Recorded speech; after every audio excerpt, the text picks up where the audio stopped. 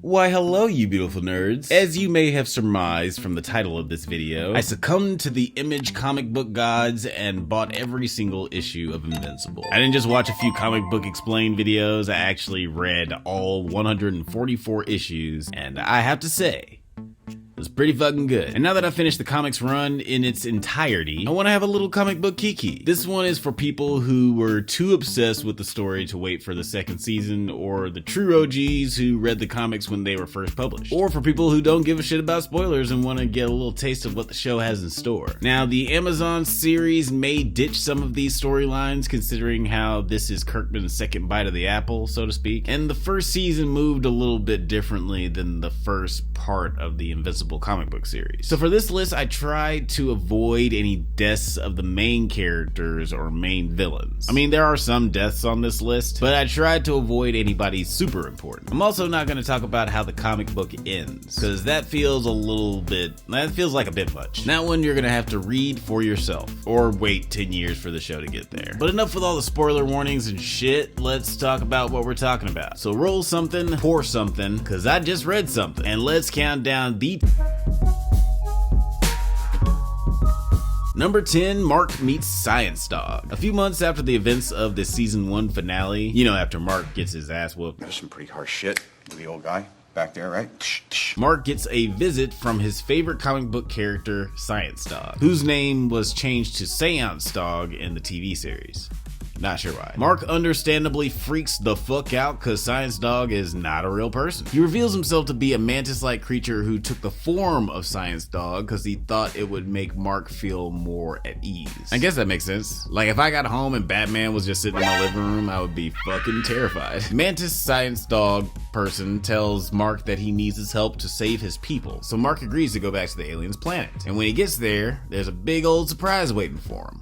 Papa Nolan. That's right. Omni-Man has been ruling a nearby-ish planet full of creatures with a very short lifespan. Not just compared to Nolan, they only live for a few months or something like that. After everything that happened on Earth, you'd expect Mark to start fighting Nolan immediately. But it made all the sense in the world that he'd rather give the guy a big old hug. I mean, it's his dad. Dad's stuff is complicated. It's a beautiful moment that really highlights the power of family and forgiveness. Granted, something terrible happens almost immediately after this moment, but that happens a lot in this comic book. Feelings like happiness and contentment only last for maybe a couple of pages. Number 9, Powerplex electrocutes his whole family. So, nobody's perfect, right? We all make mistakes, and having superpowers doesn't change that. That's something the supervillain Powerplex had to learn the hard way. Scott Duvall was a normal guy who, like many people, lost a loved one in a fight between Omni-Man and Invincible. A lot of people died that day, and one of those people was Scott Duvall's sister. So Scott builds this electric suit that gives him the power to...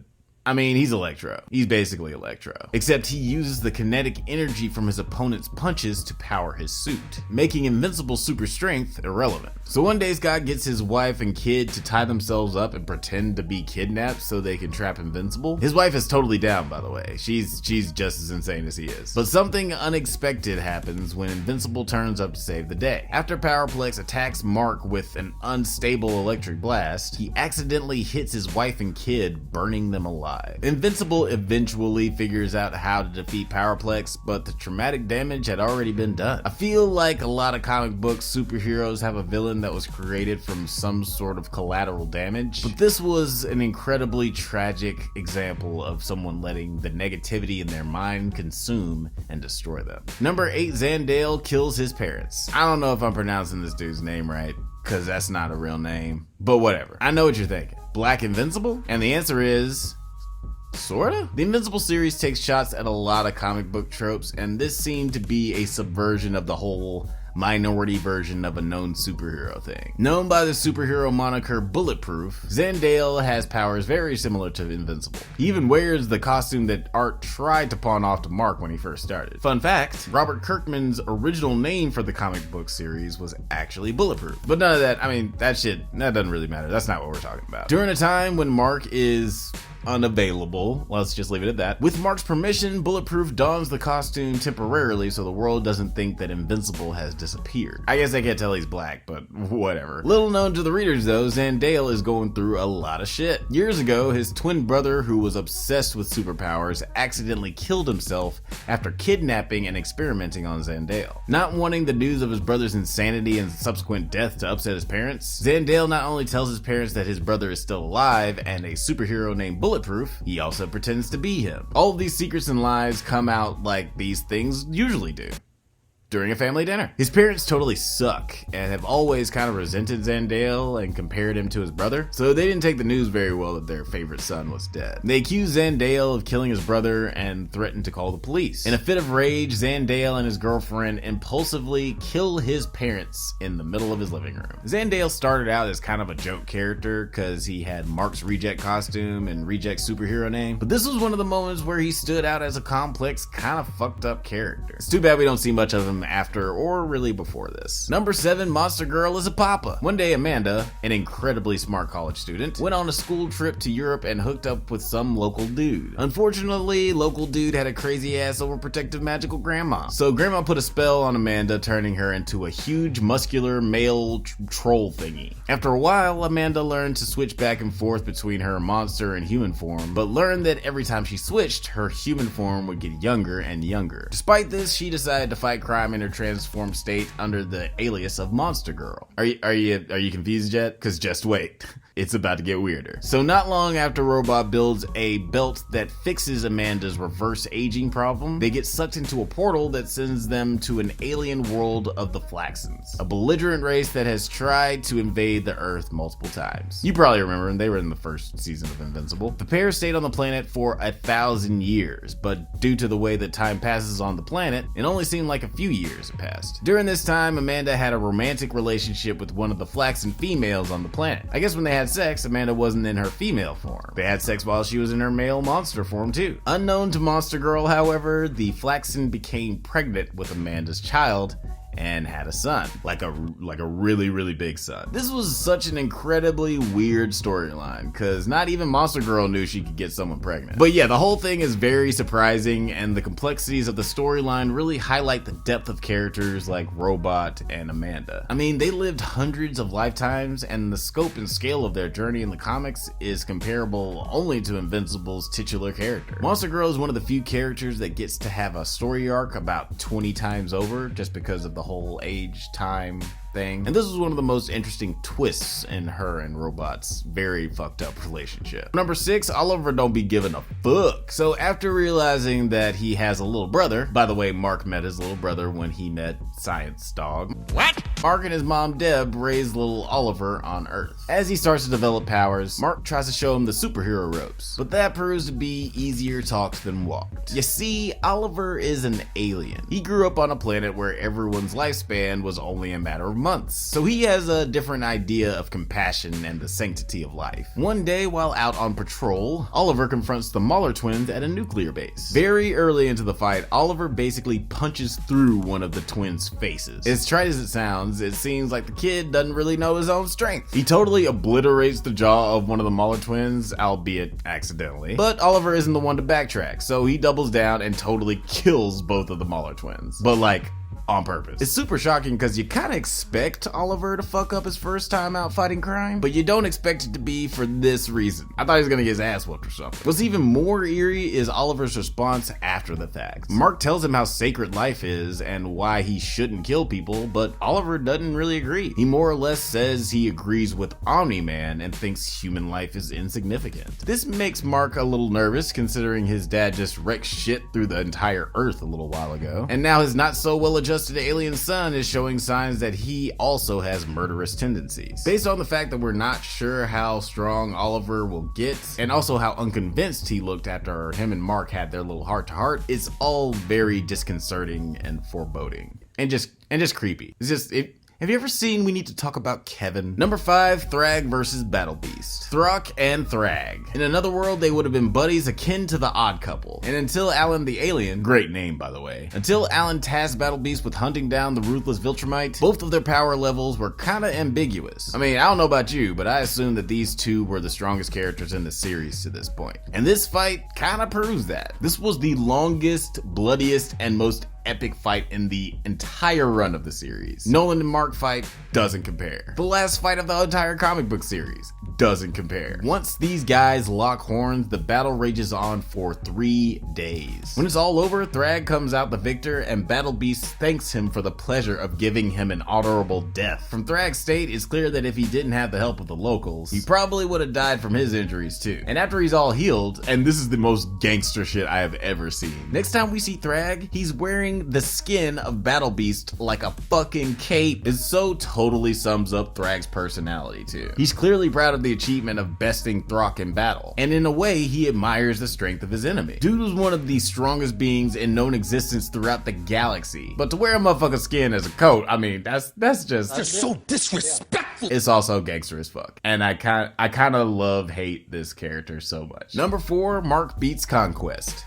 Sorta. So immediately after the Invincible War is over and Mark is full on hating himself and feeling guilty and angry and fucking angry, he gets a visit from the vicious Viltrumite known as Conquest. Conquest is one of the oldest, strongest, and most savage Viltrumites, and he's come down to ensure that Mark is preparing the human race for its eventual Viltrumite invasion, which Mark has not. But Conquest's timing couldn't be more perfect. I mean, not for Conquest. Even though Mark is nowhere near as strong as Conquest is, he's so pissed off at the Viltrumites and himself that he kind of wins the fight with sure will, and an essential assist from Adam Eve. I mean, dude broke both of Mark's arms, so he had to headbutt this motherfucker to death. Ugh, this is so brutal. I mean, at least Mark thinks he's dead. Only mostly dead. Unfortunately for Mark, this won't be the last time he tangles with the ancient alien soldier, but the shock and the visceral nature of this first encounter is why it makes my list. Number 3, the Invincible War. Okay, so at some point, Mark runs afoul of a man named Angstrom Levy. I'm not gonna go too far into his origin and his history, cause again, it's super fucking long, and I feel like it's way more satisfying to go on that ride yourself. But long story, kinda short. Angstrom Levy is a super scientist who went absolutely batshit after one of his experiments went awry. Invincible happens to be there at the time of the incident, so naturally, Angstrom blames Mark and vows to kill him. Oh, did I mention that this motherfucker has the power to open up multiple worlds? Dude's basically a mixture of Kang the Conqueror, Rick Sanchez, and that dick from work who's always complaining about how the world is against him.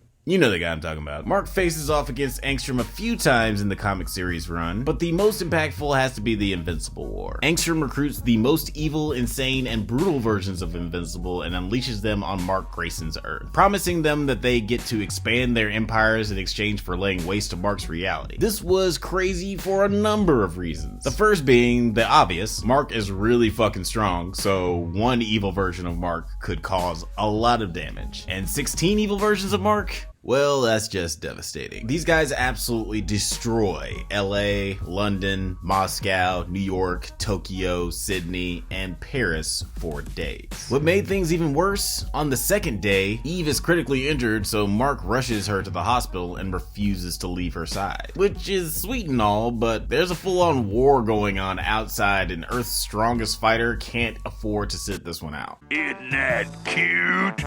But it's wrong! With Mark out of the game, all of Earth's heroes continue to struggle with evil Invincibles. And I'm talking all of Earth's heroes from this universe. Because Invincible takes place in the very large Image universe, there are cameos of some of my favorite comic book characters fighting side by side with the Guardians of the Globe. I mean, this is an all-hands-on-deck Avengers Endgame style fight, so literally everyone shows up. Like, we see Witchblade, Savage Dragon, Youngblood, Cyberforce, and even Spawn. After 3 days, only half of the evil marks have been defeated, and 8 of them remained. It seems like Earth was all but powerless against this onslaught, and there probably wasn't anything the good guys could have done to stop this. In fact, the only reason that they do stop is because they turn on Angstrom, who promptly traps them all in a barren desert world. This was one of the most catastrophic events in the entirety of the comic series, and definitely the highest casualty number from one single event. I don't think they ever say how many people died, but later they reference another huge event where nearly 1 million people die, and someone mentions that it wasn't as bad as the Invincible War. Number 2, Mark gets raped. So at some point, the Viltrumites end up living on Earth, and all the Viltrumite soldiers are being tasked with growing their population and mating with humans. And the powerful soldier Anissa has Mark in her sights, mostly because she can't stand human men at all. So she sees Mark as the only viable choice, him being half Viltrumite and half human. After multiple denials from Mark, Anissa finally decides to do things the Viltrumite way, which is apparently to straight up rape someone. On Viltrum, the mating custom was often very violent, and romantic partners were kinda taken by force. Well, not kinda, they were. It was even common for some of them to die during the process. I like how his trauma is treated in the movie, because they don't just breeze by it. It's not played for laughs, and it's not this shocking thing that is handled insensitively that we never go back to. This is something that Mark deals with for a long time. This storyline was handled with care, and in a way that respected every person involved. And the moment when he finally decides to tell someone about his sexual assault, it was one of the most emotionally vulnerable moments for Mark throughout the series. Number 1, Mark could have fixed everything. Without a doubt, to me, the craziest and kinda out of nowhere moment in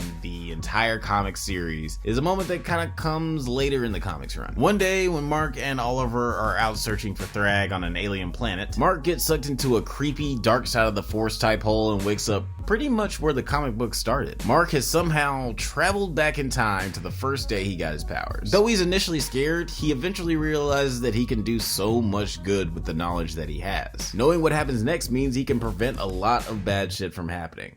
So he does. While he's living his best life for the second time, the strange being that sent him back in time in the first place appears to him and tells him that they sent Mark back in time so he could restore the balance of the universe. Apparently too many people have been dying, and these weird time-space squids want to restore order. Sidebar, did this influence that episode of Invader Zim, or did that episode of Invader Zim influence this issue? I don't know, it's not important, whatever. Mark saves his dad from killing the Guardians, the Flaxons aren't nearly as much of a threat, and ultimately he's saving countless lives with his power. His foresight to train even more than he had been before, and his knowledge of what's to come, obviously is giving him a leg up on this crime fighting thing. Everything is going great. The only problem is, he's kinda fucking miserable. The squid monsters come back because they notice that Mark is sad, and they ask him why he isn't happy with going back and correcting all of his mistakes and saving the people he couldn't before. In his original timeline, Mark and Eve were in a long-term relationship and had a daughter named Tara. So they give Mark an option. Either go back to his original timeline or save everyone. Kind of a red pill, blue pill situation, except the red pill is to save the world, or is the blue pill to... whatever, the color of the pill doesn't matter. Given this decision, Mark decides to go back to his own timeline. Though he's doing so much good, he's heartbroken that his actions have caused him not to have his daughter anymore. He admits that he'll probably end up dating Eve eventually, and then they'll have a daughter, but it won't be the same child he's already fallen in love with. This is such a gut-wrenching decision, because you can see the full emotional weight it puts on Mark when he has to physically convince himself that he can live with trading countless lives with his unborn daughter. The weird squid aliens don't make him feel better about it either. They pretty much call him a punk-ass bitch. They're pretty pissed, especially since it seems like these beings just gave him the choice to go back as a formality. Like, they didn't actually think he would ever in a million years choose his daughter over billions of lives. Well shit, we gotta let him do it now. We can't just offer it to him and not. However tragic the implications,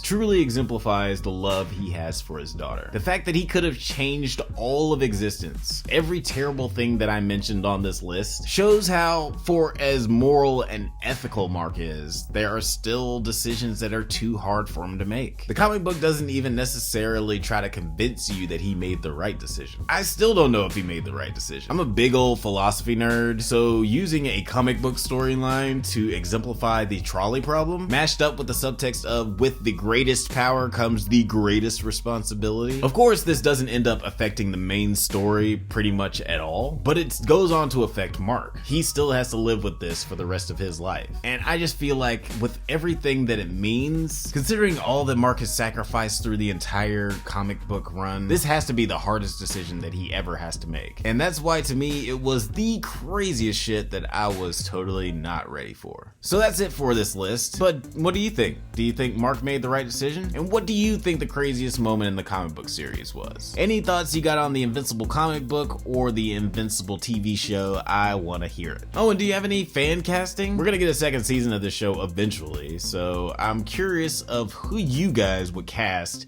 in some of the characters that we haven't seen yet. I'm talking Conquest. I'm talking Angstrom. I mean, we all know Jeffrey Wright's gonna be Angstrom Levy. Let's not even play. But anyway, if you got your own fan casting ideas, please leave it in the comments. So until next time, stay safe, my little Viltrumites, and may the Force be with you.